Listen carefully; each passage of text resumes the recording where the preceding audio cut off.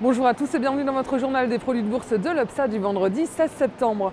Séance agitée mais dans le vert à la Bourse de Paris qui enchaîne une troisième séance de hausse d'affilée. Le CAC termine en progression de 3,27% et franchit le seuil des 3000 points à 3045 points.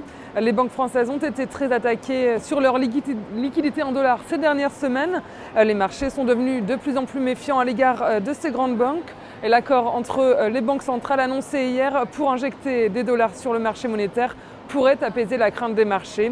Les banques réagissent positivement à cette annonce. BNP Paribas rebondit de 13,38%, plus 5,89% pour Crédit Agricole et Société Générale est à plus 5,44%. À New York, les indices américains terminent dans le vert malgré des résultats macroéconomiques mitigés. L'indice d'activité de la Fed de New York est descendu de plus de 8% en septembre. La production industrielle a augmenté de plus de 0,2% au mois d'août, c'est un peu plus qu'attendu. Par contre, les inscriptions au chômage sont toujours plus élevées qu'attendu et les prix à la consommation ont augmenté eux aussi de 0,4% contre 0,2% attendu. À la clôture, le Dow Jones gagne 1,66% à 11 433 points et le Nasdaq se croît 1,34% à 2607 points. Côté devise, l'euro s'échange à 1,3859 $. Le baril de pétrole gagne 76 cents à 1,8967 $. Sur le marché des dérivés, les volumes montent à 33,4 millions d'euros échangés dans une troisième séance de hausse.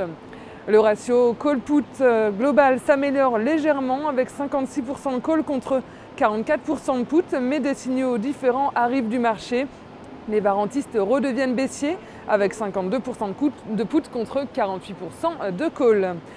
Tandis que de l'autre côté, les investisseurs en turbo sont de plus en plus orientés à la hausse avec 61% de call contre 39% de put. Concernant la répartition par type de produit, les échanges en certificats benchmark 100% restent élevés à 41%. Les turbos baissent à 32% en faveur des varans qui montent à 25%.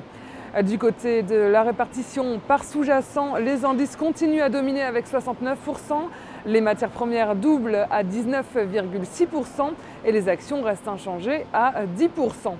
Dans la top 10, on retrouve en tête le CAC 40 à 34%, immédiatement suivi par les matières premières, en particulier l'or qui double à 14% des volumes et le pétrole qui monte à 3%.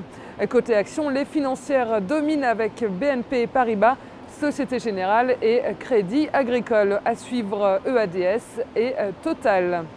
La valeur du jour, c'est aujourd'hui le groupe européen spécialisé dans la fabrication de semi-conducteurs STMicroelectronics. Graphiquement, le titre s'est affranchi d'une oblique haussière lors de la séance du 14 septembre.